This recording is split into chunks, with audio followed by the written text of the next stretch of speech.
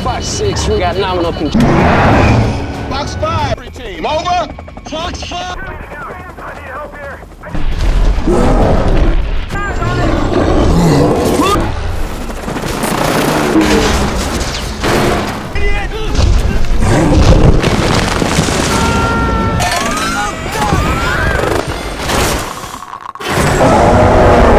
Box leader, we're on our way.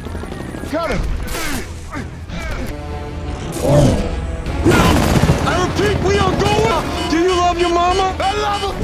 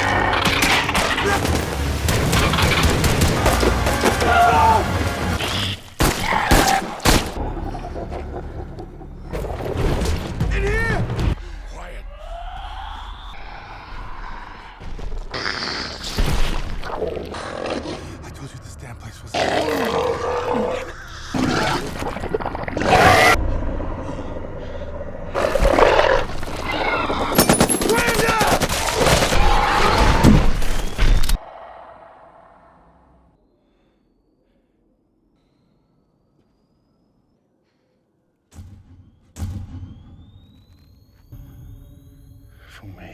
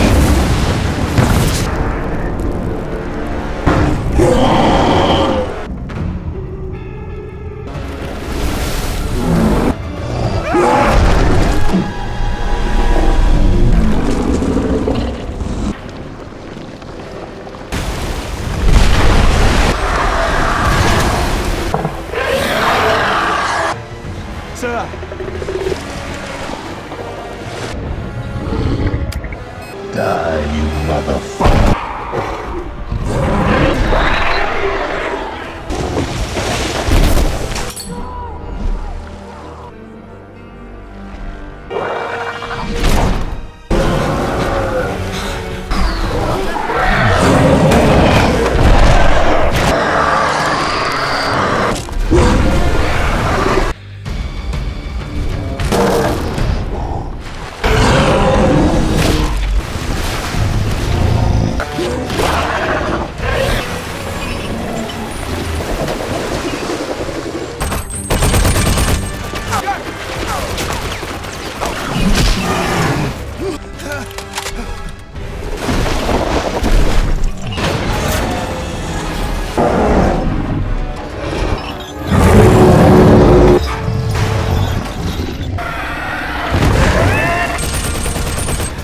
Come on.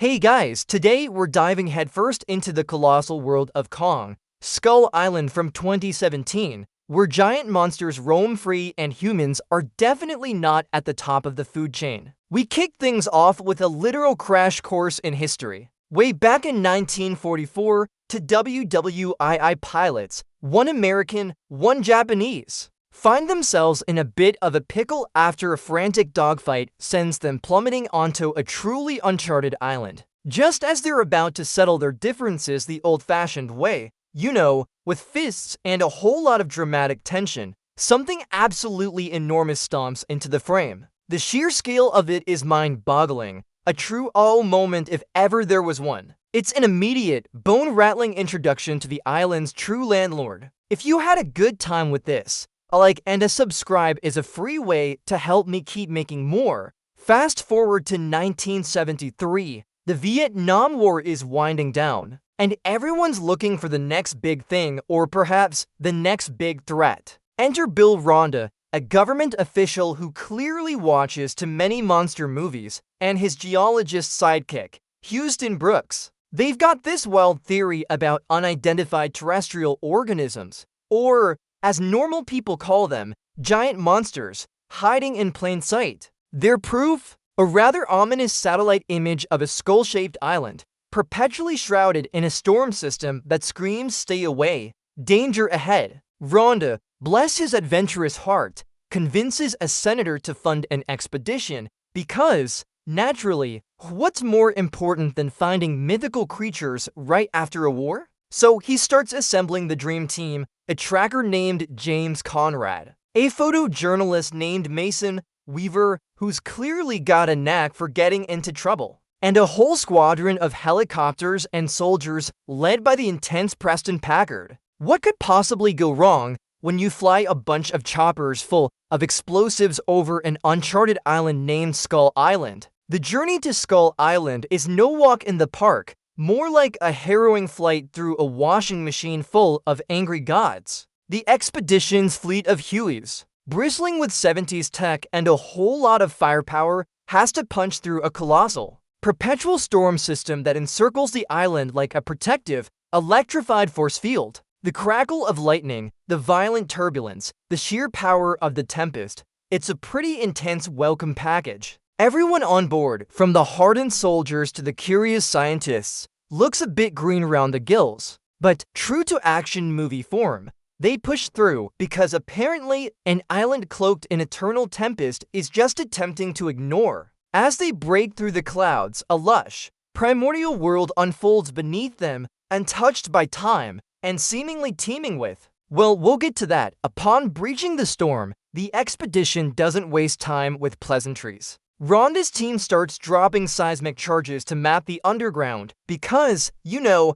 drilling into an unknown ecosystem is always a great first impression. The ground rumbles, the birds squawk, and then a roar that vibrates your very bones erupts from the jungle. It's not a pleasant hello, more of an I really wish you hadn't done that kind of roar. And then he appears, Kong, a creature of unbelievable size and raw power, stomping out of the mist like a really annoyed bouncer at the world's most exclusive club. He does not take kindly to the noisy, explosive intruders. What follows is an absolutely breathtaking, terrifying spectacle. Kong swats helicopters out of the sky as if they were pesky mosquitoes. The rotor blades tear, metal screams, and soldiers tumble. The sheer force and speed with which he dismantles their air armada is just brutal. It's a masterclass in don't mess with Mother Nature and a stark reminder that they are deeply, horribly out of their depth. The initial sense of wonder quickly gives way to pure, unadulterated terror.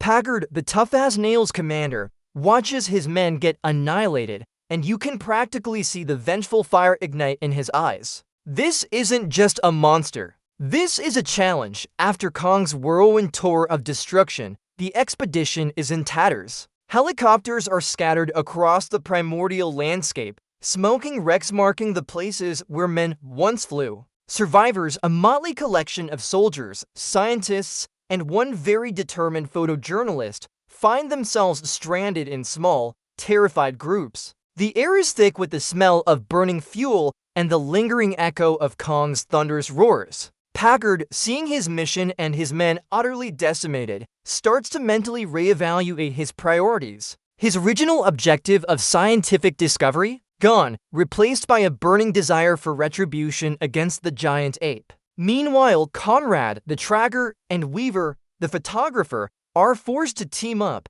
along with a few remaining soldiers, navigating the treacherous, beautiful, and utterly lethal landscape. The island, it turns out, isn't just home to one giant creature. Every rustle in the impossibly dense foliage, every distant shriek, suggests something else equally massive, equally hungry, and equally unimpressed by their presence. It's a pretty effective way to prune the less resilient members of an expedition. I'd say as Conrad's group pushes deeper into the island, trying to find some semblance of civilization or at least escape. They encounter the island's wildlife. First up, the sker buffalo, a truly gigantic beast, resembling a watery bovine on steroids, peacefully munching on aquatic plants. The scene is oddly serene, highlighting the island's untamed beauty, if you ignore the lingering dread of something bigger watching you. But tranquility is short-lived. They then stumble into what appears to be a dense bamboo forest. Classic horror movie trope, right? Only this bamboo isn't bamboo at all. It's the legs of absolutely monstrous, 8-legged arachnids, appropriately dubbed skullcrawlers by the locals. Wait, sorry, they are called bamboo spiders here. It's a truly visceral scene as a soldier gets impaled by a spider leg, his screams echoing through the eerie silence before he's dragged away. The tactile description of those spindly, thorny legs, the scuttling sound, the terrified gasps, it's nightmare fuel, plain and simple. Weaver, ever the intrepid photographer, manages to snap a picture, because even when you're being hunted by giant spiders, the gram is important, apparently. This encounter really hammers home the point. Everything here is bigger, meaner, and hungrier than anything they've ever known, asterisk just when all hope seems lost. And the existential dread of being monster chow is really settling in. Conrad's group stumbles upon an impossible sight, a primitive village inhabited by the Iwi people, the island's indigenous population. And to everyone's utter shock, they find Hank Marlowe. Remember that American pilot from the opening scene? Turns out, he didn't just survive. He thrived, or at least, he learned to coexist with the giant scary stuff for nearly 30 years. Marlowe, now a charmingly eccentric, slightly unhinged old man, has built a makeshift home out of the downed plains and has been patiently waiting for rescue. Teaching the Iwi about baseball in his spare time. He's got stories, he's got humor, and he's got crucial intel about the island's true dangers. He explains the pecking order. Kong is the protector, but beneath him, in the earth, lurk the true apex predators, the Skullcrawlers. These subterranean terrors are the reason Kong is so protective of the island and its inhabitants. It's a fantastic exposition dump wrapped in a genuinely heartwarming character reveal. And he's got a record player, which, let's be honest, is peak survival tech, asterisk while Conrad's group is getting the lay of the land from Marlowe. Packard's remaining soldiers are in a very different headspace. Grief-stricken and furious over the loss of his men, Packard has devolved from a military commander into a man obsessed with vengeance. He doesn't care about Skullcrawlers or ancient legends. He just wants to make Kong pay. The sound of his burning rage is almost as palpable as the explosions he's planning. He sees Kong as the enemy, a destructive force that must be neutralized, even if it means sacrificing more lives. He starts formulating a plan to lure Kong into a trap, utilizing their remaining explosives and the dense jungle terrain. His second-in-command, a much more pragmatic and terrified individual, tries to reason with him, but Packard's resolve is ironclad. This isn't just about survival anymore for Packard. It's a personal vendetta against a force of nature that he simply cannot comprehend. It's a classic man versus wild setup, but with a wild that could swat the man out of existence with a casual flick of the wrist. Good luck with that, Commander. Marlowe, bless his eccentric soul, provides a ray of hope. He reveals that a supply plane will fly over the island's north side in a few days, a potential ticket off this nightmare island. So Conrad, Weaver, Marlowe, and their dwindling squad set off, trudging through the island's treacherous, primordial swamps. The squelch of their boots in the mud, the hum of unseen insects, the distant calls of unknown beasts, every step is a gamble. They navigate through a boneyard of ancient titans, a haunting visual reminder of the island's violent past. Marlowe uses his decades of experience to guide them, sharing anecdotes and warning them of the island's many deadly inhabitants. It's a race against time, not just to reach the rendezvous point, but to survive the numerous ecological horrors this island casually throws their way. And, of course, they have no idea that Packard is doing his own thing, which will inevitably complicate everything.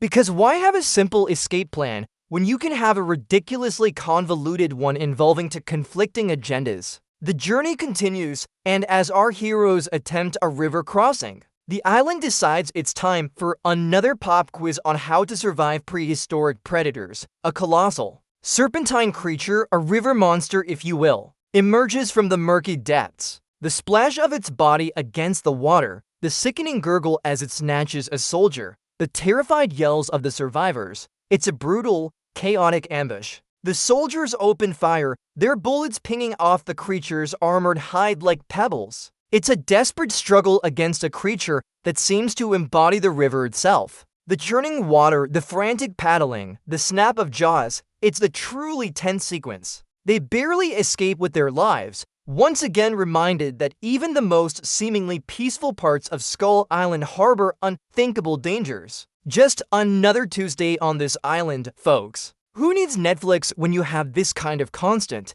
life-threatening entertainment? Marlowe had warned them about the Skullcrawlers, but hearing about them and actually seeing one are two very different things. As the group navigates through a swampy, desolate area, the ground literally erupts, and out of the earth comes a creature that makes those bamboo spiders look like house pets. This isn't just a Skullcrawler. This is the big one, Ramrag, the alpha. Its two powerful legs, its long, whip-like tail, its utterly terrifying skull face. It's a nightmare made manifest. The speed with which it moves, the deafening roar, the sheer destructive force as it tears through the environment. It's truly horrifying. The ground trembles with every thud of its feet. The air vibrates with its guttural snarls. The group scrambles, firing their weapons, but it's like trying to stop a freight train with a feather. It's a full-on chase scene, with characters desperately trying to outrun something that seems incapable of being stopped.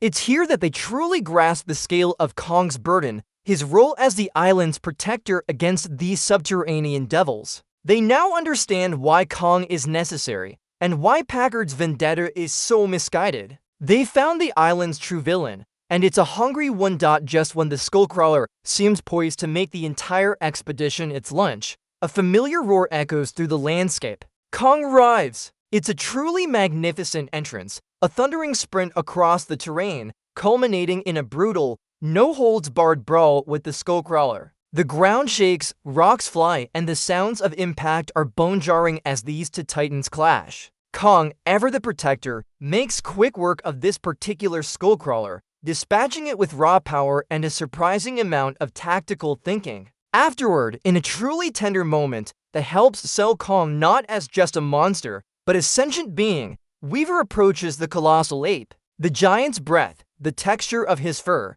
the sheer size of his eye, it's a moment of connection. She reaches out, and he responds with a surprising gentleness, proving that there's more to him than just primal rage. It's a key scene that solidifies Kong's heroic status in the eyes of some of the survivors, especially Weaver. He's not just a beast. He's the king, and a king with a good heart. Or at least a very good reason for being grumpy. While Conrad and Weaver are having their heartwarming "I met a giant ape and he liked me" moment, Packard is still very much in kill the giant ape mode. He leads his dwindling, but fiercely loyal, group to a chasm, setting up a massive ambush. They light flares, creating a beacon of light and noise that's irresistible to a creature as territorial as Kong. The plan works. Kong charges, drawn by the perceived threat, but is caught off guard. Packard's men detonate seismic charges and C4, triggering a landslide that sends Kong plummeting into the chasm below. The roar of the explosives, the earth-shattering rumble as the ground collapses, the pained bellow from Kong. It's a powerful sequence. The dust settles and Packard looks down at the incapacitated ape, a grim, self-righteous satisfaction on his face. He believes he has won, that he has avenged his men. But as we've learned, messing with the king usually comes with some pretty severe consequences, especially when there are bigger, scarier things lurking just beneath the surface, just as Packard is about to deliver the final blow to a wounded and vulnerable Kong. Conrad, Weaver, and Marlowe arrive, stumbling upon the scene. The atmosphere is tense, thick with misunderstanding and impending disaster. Marlowe, with his decades of island wisdom, desperately tries to explain to Packard that Kong isn't the enemy, that he's the only thing keeping the real enemies, the Skullcrawlers, from rising up and taking over. He paints a vivid picture of the Skullcrawlers' destructive potential, the sounds of their slithering forms, the stench of their breath. But Packard, blinded by grief and a thirst for revenge, refuses to listen. His military conditioning kicks in, focusing on the immediate threat of Kong. He's got his target, and nothing will deter him. It's a tragic clash of perspectives, one group seeking survival and understanding, the other driven by a single-minded, ultimately self-destructive goal. The stage is set for a catastrophic confrontation, not just between man and ape, but between man and his own stubborn pride. In a truly ironic twist of fate, just as Packard is about to pull the trigger on Kong, the very thing Marlowe warned him about makes its grand, horrifying entrance. The ground cracks, dirt and rock explode upwards, and a gigantic skullcrawler, Ramarak, the big bad alpha himself, bursts forth from the subterranean depths. The screech of the creature, the terrified yells of the soldiers, the rapid crackle of gunfire, it's pandemonium. Packard's men, who were moments ago aiming at Kong, are now facing an even more grotesque and relentless foe. The Skullcrawler tears through the squad with frightening efficiency, its movements swift and deadly, its jaws snapping shut on unfortunate soldiers with sickening finality. It's a brutal, chaotic scene that immediately shifts the dynamics of the conflict. The true enemy has arrived, proving Marlowe right in the most terrifying way possible. And Packard, who just wanted to settle a score, suddenly finds himself a fight for survival against a creature far more ancient and destructive than anything he could have imagined. With the Alpha Skullcrawler unleashing havoc. The situation looks dire, but sometimes you just need a little chaos to get the hero back in the game. Kong, despite being injured and partially restrained, seizes the opportunity. With a thunderous roar, a tearing of metal, and a mighty flex, he breaks free from his chains. It's a moment of pure, unadulterated strength, the sound of his muscles straining, the clang of the chains snapping. He's not just fighting for himself anymore. He's fighting for his home, and for the tiny humans who finally seem to understand his purpose. Kong immediately engages Ramarak in an epic, brutal battle. The sheer force of their blows, the impact tremors, the deafening roars and screeches, it's a spectacle of kaiju combat. Kong, with his massive fists, and Ramarak, with its snapping jaws and whip-like tail, exchange devastating blows. It's the ultimate good monster versus bad monster showdown, with humanity caught in the middle, praying for the king to prevail, while Kong and Ramarak are busy redecorating the landscape with each other's face. The remaining human survivors have a much more pressing concern: getting the heck out of Dodge. Conrad, Weaver, and Marlowe, along with the few soldiers still standing, make a desperate dash through the chaotic battlefield. The sound of their frantic footsteps, the explosions ripping through the air, the guttural roars of the titans above them, it's a sensory overload. They weave through collapsing terrain, past the remnants of Packard's ambush, all while trying to avoid becoming collateral damage in the monster brawl. It's a frantic race against time, against the island's many dangers, highlighted by close calls and near misses. The human drama plays out beneath the grander spectacle, a testament to their resilience and their sheer, unadulterated will to survive this nightmare island. Because, let's be honest, who wants to be stuck on an island where the local wildlife includes a giant ape and a lizard that looks like it ate a dinosaur and then asked for seconds? Packard, still clinging to his vengeful mission even as the world around him crumbles, refuses to let go. In a moment of sheer stubbornness, or perhaps a final, misguided attempt at heroism, he tries to directly confront Kong. It's a desperate, almost pathetic act against a creature of such immense power. The click of his pistol, the impotent pop of the bullets against Kong's hide, the determined glare on Packard's face, it's a tragic, almost poetic end to his character arc. Kong, finally seeing this persistent nuisance for what he is, deals with Packard decisively. It's a swift, brutal end to the commander's vendetta, a stark reminder that some battles are simply unwinnable, especially when your opponent could use your entire military squad as a toothpick. The scene emphasizes the futility of human arrogance against the raw, untamed power of nature, particularly when that nature is a 100-foot-tall ape with anger issues. The main event. The Clash of Titans.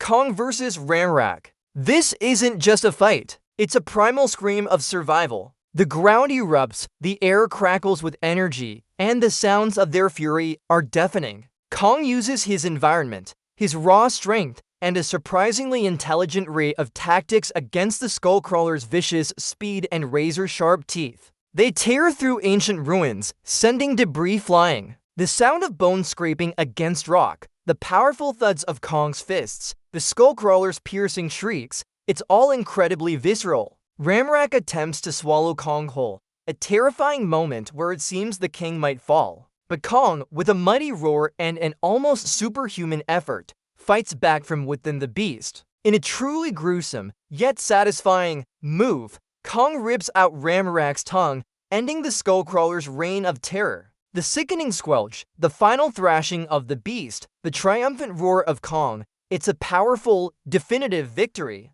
The king has reclaimed his throne, and the island is safe, for now, from its ancient, subterranean threat. It's a win for the good guys, if good guys refers to a giant ape with the alpha Skullcrawler defeated and the island's pecking order firmly re-established. The few remaining survivors, Conrad, Weaver, Marlowe, and a couple of soldiers, make it to the designated rendezvous point. The relief is palpable, the exhausted sighs almost audible. Just as promised, a rescue chopper descends from the sky, a beautiful sight after days of living in a primordial nightmare. As they ascend, the island shrinks beneath them, a place of unspeakable beauty and unimaginable terror. From a high cliff, Kong watches them go, a solitary, majestic figure against the setting sun. The sight of him, a silent sentinel, guarding his domain, is both awe-inspiring and a little melancholic. The roar of the helicopter blades slowly drowns out the sounds of the island, leaving behind the king of Skull Island to continue his eternal vigil. They escaped, but they brought back stories, photographs, and a newfound respect for the ancient world hidden within our own. And maybe, just maybe, they learned not to drop bombs on an unknown island without an invitation. Just a thought, after spending nearly 30 years stranded on Skull Island, Hank Marlowe finally gets his wish, a return home. It's a truly touching moment as the eccentric old pilot, who somehow managed to keep his sanity mostly intact amidst giant monsters, reunites with his family. The quiet sniffles, the tearful embraces, the gentle sounds of his wife's voice, it's a stark contrast to the roars and explosions of the island. He finds his wife, now an elderly woman, and his son, now a grown man. The simple act of holding a baseball, something he dreamed of doing with his son for decades, is incredibly poignant. It's a beautiful, human moment that reminds us what everyone was fighting for,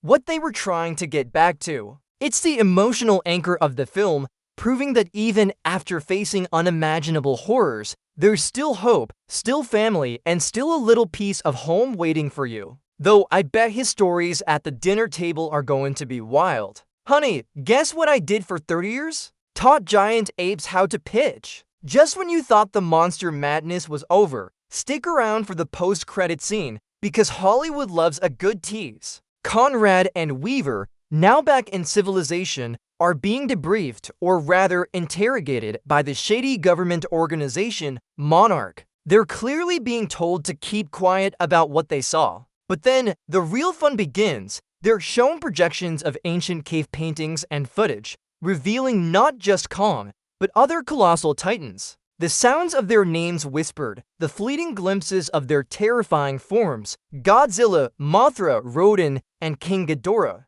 It's a massive, thunderous reveal, opening up the entire Monsterverse and confirming that Skull Island was just the beginning. The world is far bigger and far more dangerous than anyone could have imagined. Teaming with these titans, it's a perfect setup for the grand cinematic universe that would follow, promising more monster mayhem, more epic battles, and definitely more things for humanity to run screaming from. So get ready, because the biggest fights are yet to come, and that, my friends, is Kong, Skull Island in a nutshell. A wild, explosive ride that delivers exactly what it promises: giant monsters, thrilling action, and enough terrifying creatures to fuel a lifetime of nightmares. The film reminds us of the delicate balance between humanity and nature, and the immense, awe-inspiring power that still exists in our world, hidden just beneath the surface. It challenges our assumptions about who the real monsters are,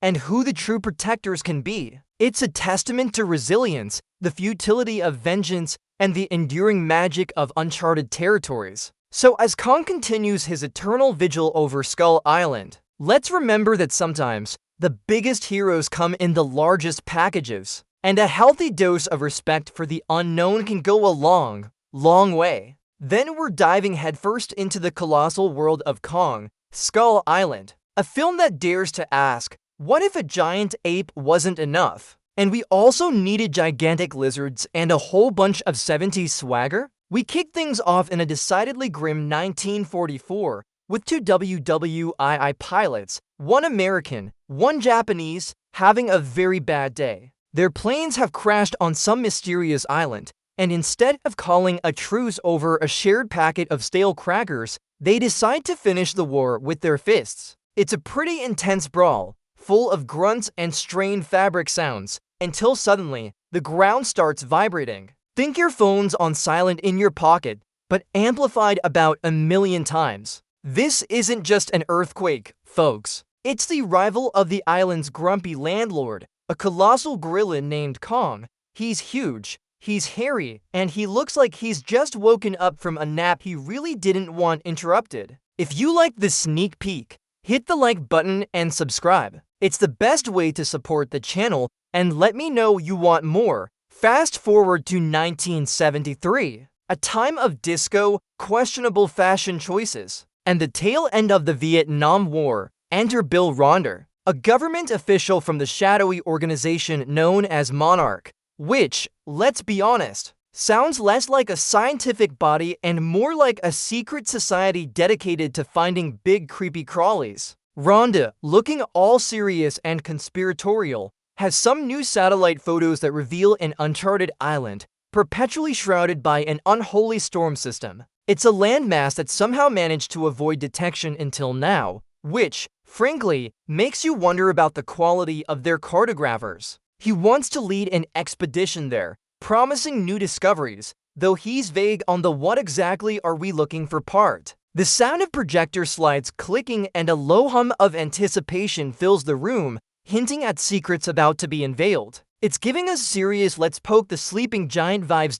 So, to embark on this totally not go into and badly adventure, Rhonda needs a team. He first seeks out James Conrad, a former British SAS tracker who's now living a quiet life of, well, drinking tea in London. Conrad, looking skeptical but intrigued, listens to the proposal for a ridiculously vague mission that basically screams danger. Next up, He enlists the talents of Mason Weaver, a photojournalist who's got a nose for truth and a camera for trouble. She's instantly suspicious of the expedition's true motives, because when a government agency wants to fund a trip to an uncharted island, it usually involves more than just pretty pictures. Finally, Rhonda enlists the help of Lieutenant Colonel Preston Packard, a man still very much in Nam mode, commanding a helicopter squadron. Packard, with that glazed-over look of a man who's seen too much, eagerly signs up, seeing it as one last hurrah before he hangs up his war hat. The clink of their teacups and the distant rumble of helicopters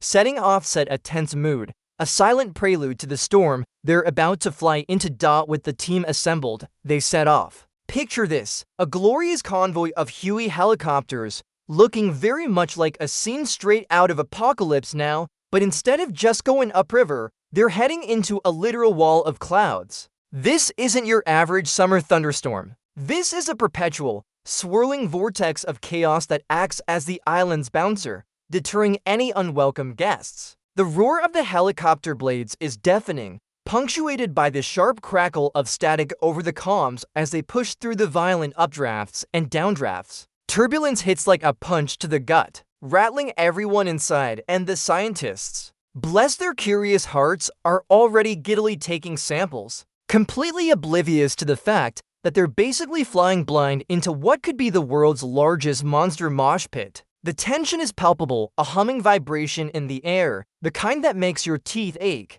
They break through the storm.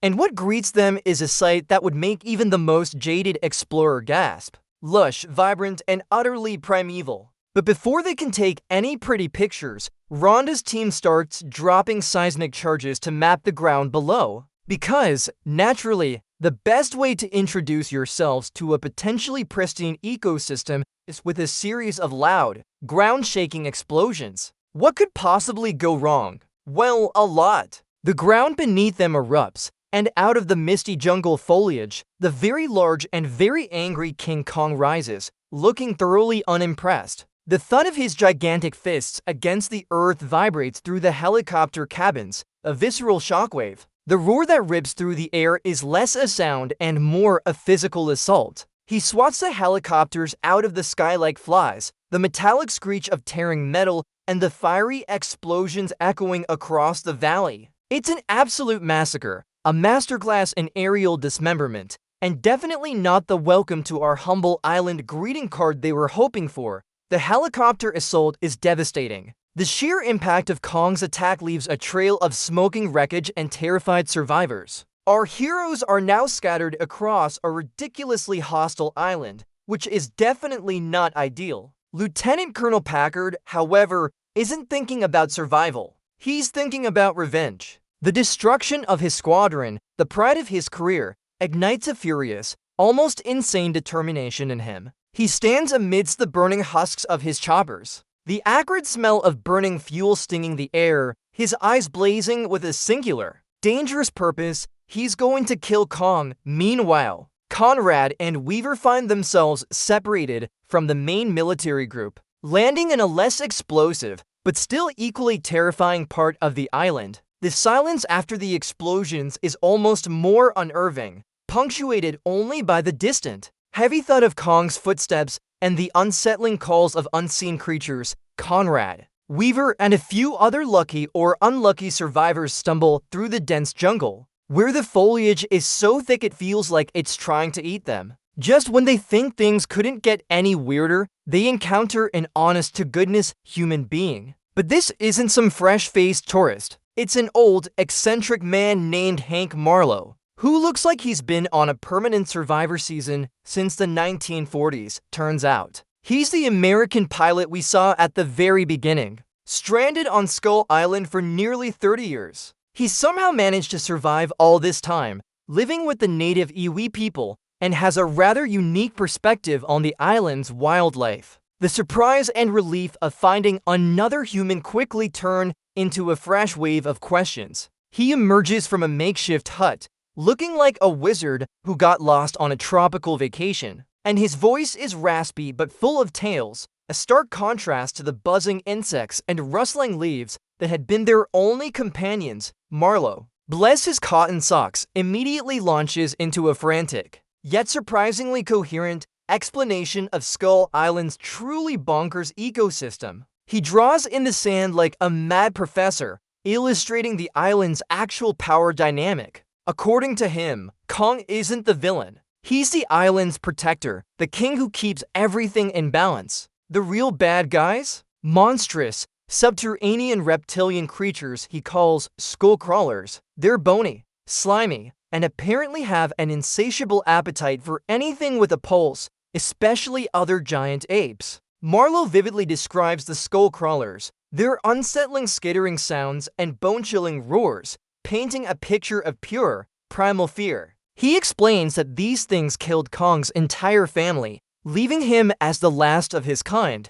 and now it's his job to keep them from overrunning the surface. Suddenly, those seismic charges Rhonda dropped seem like an even worse idea than initially thought. It's like dropping depth charges into a hornet's nest. But the hornets are building-sized lizards, asterisk Marlowe. Now, effectively, their somewhat unhinged, but surprisingly knowledgeable tour guide leads the group through a section of the island that looks like a morbid art installation. It's called the Boneyard. And for good reason. It's literally a vast field littered with the colossal skeletal remains of creatures that would make a T-Rex look like a particularly aggressive chihuahua. The air here is thick with a sense of ancient death and decay, a low, unsettling hum of past struggles. The sheer scale of the bones is mind-boggling. Ribs like archways, skulls big enough to park a car in. It's a chilling reminder that Kong isn't the only big thing here, and that whatever came before them met a very unpleasant end. The crunch of their boots on ancient bone fragments echoes eerily, a constant percussion of dread, as they navigate this natural graveyard, each step a testament to the island's brutal history.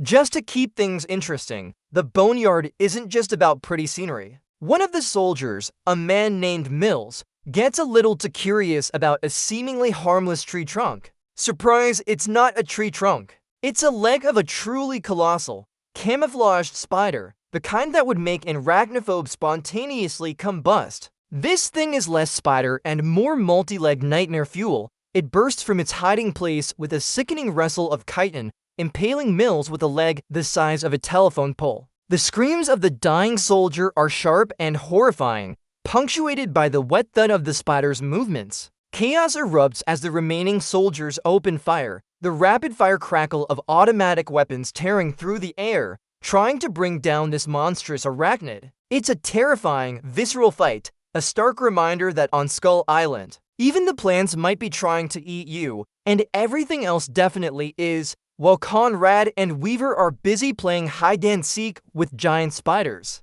Packard and his dwindling military unit are on a different kind of mission. Packard, still simmering with a dangerous mix of grief and vengeance, is fixated on one goal, finding Kong and making him pay. He's not interested in rescue or survival, just retribution. They trek through the jungle, leaving a swath of disturbed wildlife and occasionally, the charred remains of local flora in their wake. They're effectively transforming into their own mini-army of destruction. His voice, when he speaks, is a low, guttural rumble filled with a cold resolve that chills his men. They're searching for a down-supply chopper that might still hold some heavier weaponry, because if you're going to fight a god, you might as well bring a really big gun. The constant rustle of their combat gear and the strained breathing of the soldiers underscores their relentless, grim determination. Marlowe eventually leads Conrad, Weaver, and their small band to an ancient, silent village.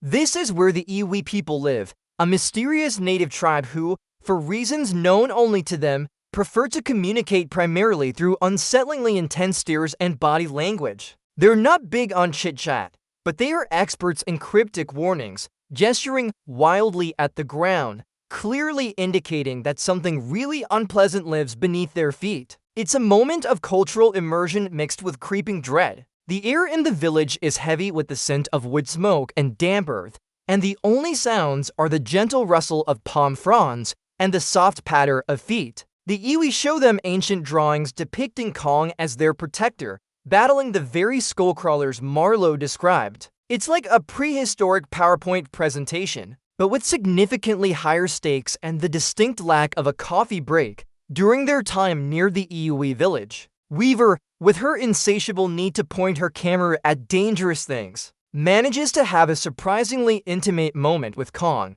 She finds him in a moment of unexpected tranquility, carefully tending to a wounded, enormous bird. It's a stark contrast to the snarling, helicopter-swatting beast from earlier. Here, he's almost gentle, his massive fingers delicately touching the creature, a rumbling purr emanating from his chest. It's a powerful visual, showcasing that Kong isn't just a force of nature but a creature with a complex, almost benevolent, spirit. The scene is quiet, save for the gentle rustle of leaves and Kong's soft, deep breaths, a profound moment that shatters any simplistic notions of him being just a monster. It's definitely a photo op, but probably not one she'd want to get too close for, realizing that walking across this monster-infested island isn't the best use of their remaining lifespans. Marlowe suggests a slightly less suicidal alternative, a rickety old patrol boat he's been tinkering with for decades. It's not exactly the Titanic,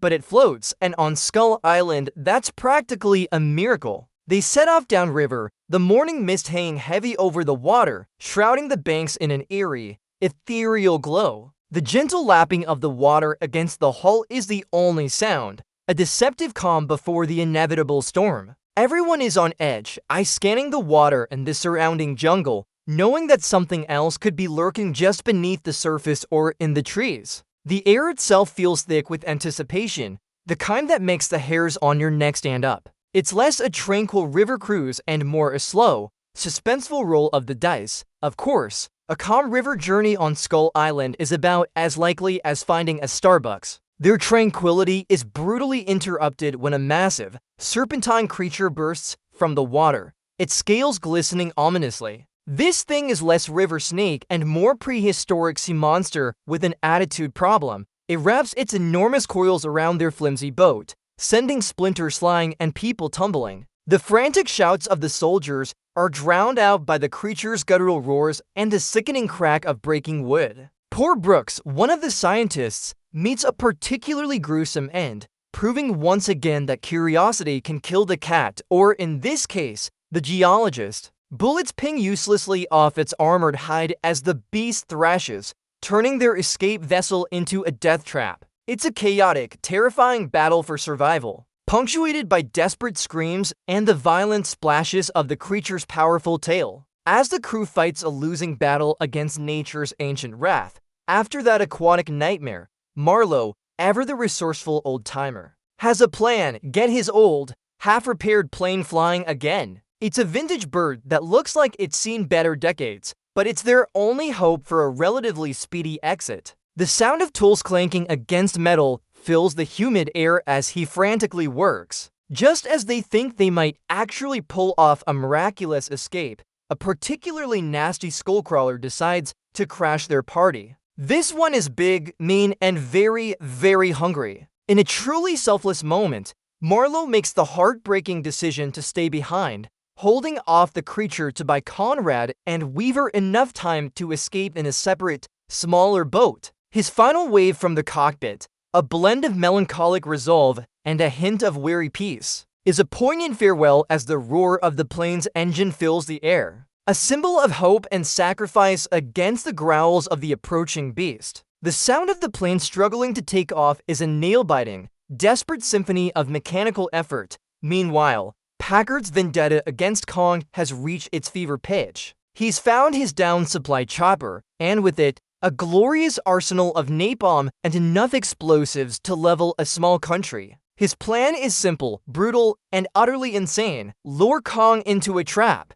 They rig a massive ravine with explosives and set a long, fiery trail of napalm as bait. The pungent smell of jet fuel hangs heavy in the air, mixing with the damp earth. Packard's voice is calm, almost chillingly so, as he barks orders, his face grim, his mind completely consumed by his desire for vengeance. The click of detonators and the hiss of napalm trails being laid are the soundtrack to their grim preparations. He sees Kong not as an animal, but as a destructive force that took his men, and he's prepared to go to any length to neutralize it. even if it means blowing up half the island in the process. It's a very shoot first, ask questions, never approach. Against the wise warnings and the desperate pleas of his own men, Packard ignites the napalm. A wall of fire erupts, a terrifying roar of combustion engulfing Kong as he charges into the ravine. The explosions are deafening, shaking the very ground beneath their feet,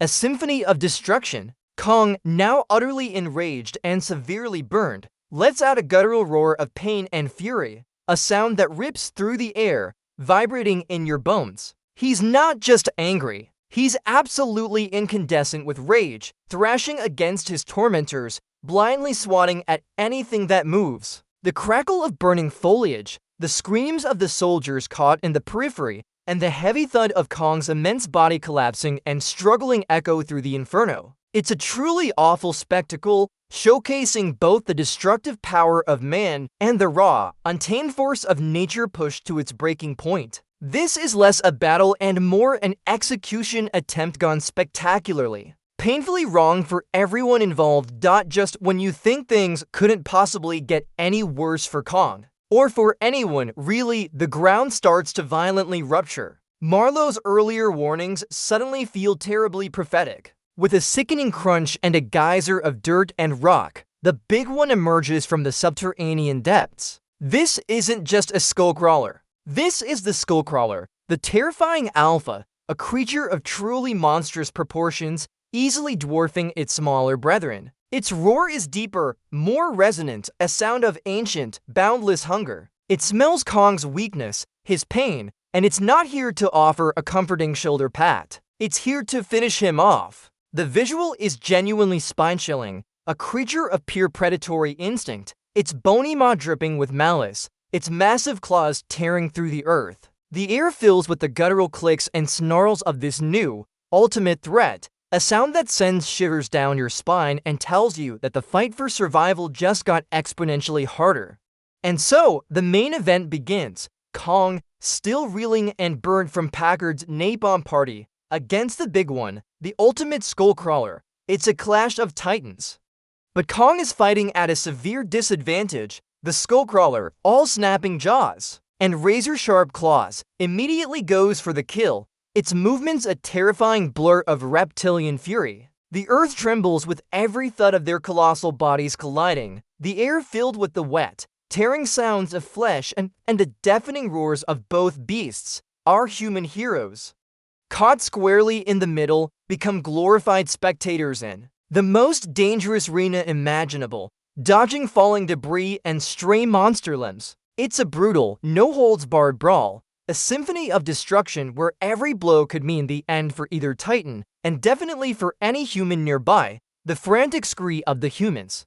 The crushing sounds of Kong's defense and the menacing snaps of the Skullcrawler's jaw create a cacophony of primal warfare. During the chaotic monster mash, Kong takes a particularly nasty hit, a jagged piece of shrapnel embedding itself near his eye. He's momentarily stunned, disoriented, and vulnerable. This is where Weaver, with a bravery that borders on clinical insanity, steps up. While the giant ape is distracted, she manages to get close enough, risking her own life to carefully, incredibly, pull the shrapnel from his eye. The gasp of pain from Kong, a deep, guttural sound, is followed by a blink of recognition, a silent acknowledgement of her help. It's a truly pivotal moment, a quiet act of compassion in the middle of a screaming, roaring battle. Her touch, a tiny human gesture, seems to ignite something in Kong, renewing his fighting spirit. The clinking sound of the metallic shrapnel hitting the ground is almost drowned out by the renewed roars of battle, but its significance resonates louder than any explosion. But not everyone has Weaver's newfound respect for Kong. Packard, still absolutely convinced that Kong is the root of all evil, sees this as his last chance to avenge his men. He's not interested in the bigger, more terrifying threat. His focus is singularly on Kong. He loads his pistol, a comically small weapon against such a colossal foe, and prepares for a final, desperate shot. His face is a mask of grim determination, a man lost to his own obsession. He stands defiantly, yelling at Kong, even as the big one tears through the landscape around them. It's a chilling display of human stubbornness and unchecked fury. The distant growls of the Skullcrawler and the heavy thud of its movements are a backdrop to Packard's self-destructive resolve. In a tragic, almost poetic twist, his singular focus on Kong proves to be his undoing, as the chaos of the true threat overwhelms him. It's a very he brought a knife to a monster fight moment. With Weaver's help, and Packard now otherwise indisposed, Kong unleashes his true fury on the big one. This isn't just a fight anymore.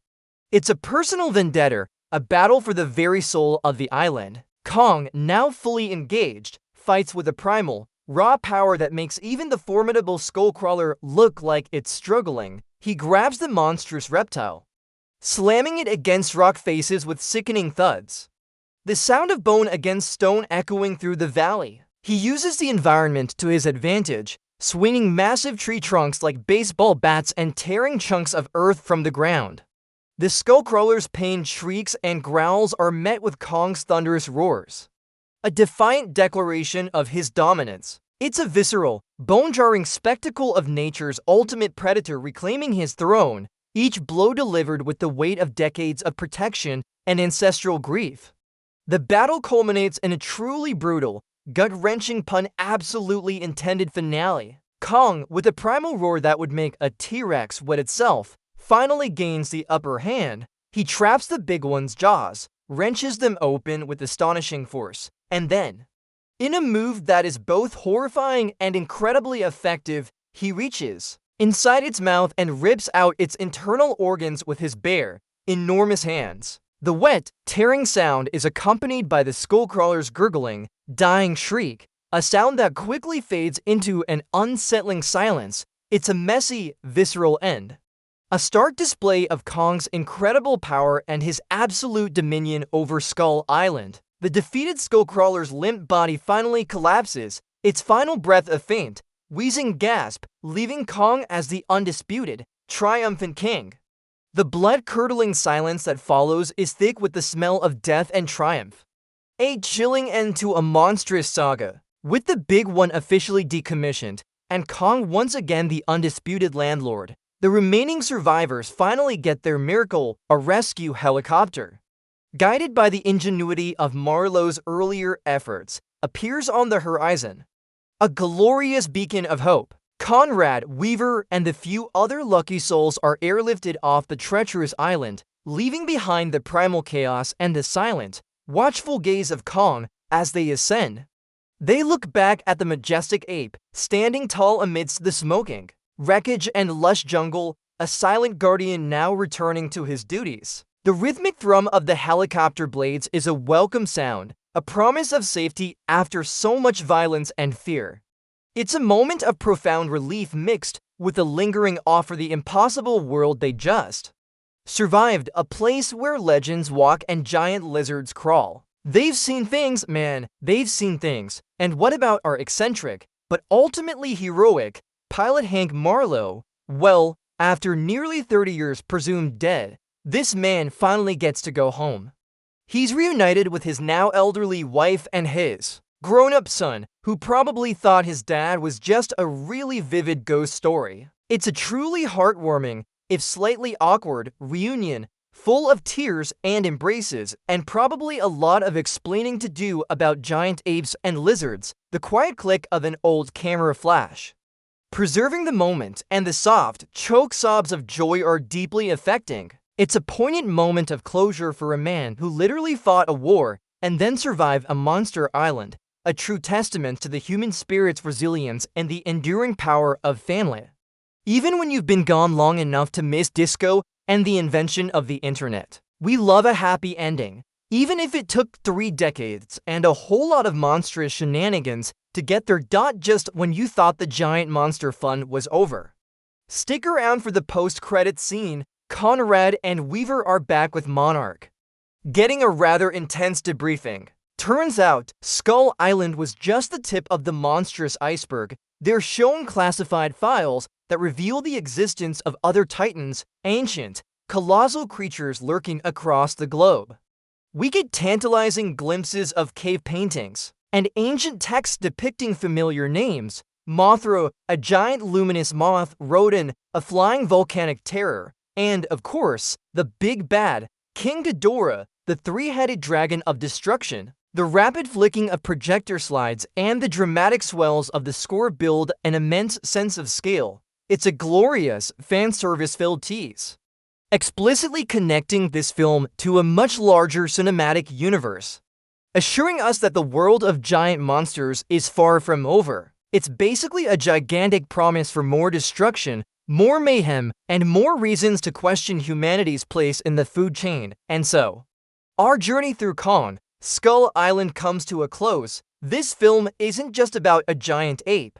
It's a powerful reminder of how insignificant we can be in the face of nature's raw power and ancient mysteries. It asks us to consider what else might be lurking in the uncharted corners of our world, and perhaps, more importantly, how we choose to react when we find it. Do we come with aggression, seeking to conquer and destroy, or with wonder and a desire to understand? The echoes of Kong's roars and the rustle of untouched jungle remind us that some places are meant to remain wild, and some legends are best left undisturbed. It's a call to humility, urging us to recognize the delicate balance of our planet and the majestic, often terrifying, wonders it still holds. If you like this recap, remember to hit that like button and subscribe for more. It truly helps the channel, and I love bringing these stories to you. Until next time, stay curious and maybe think twice about dropping seismic charges on uncharted islands.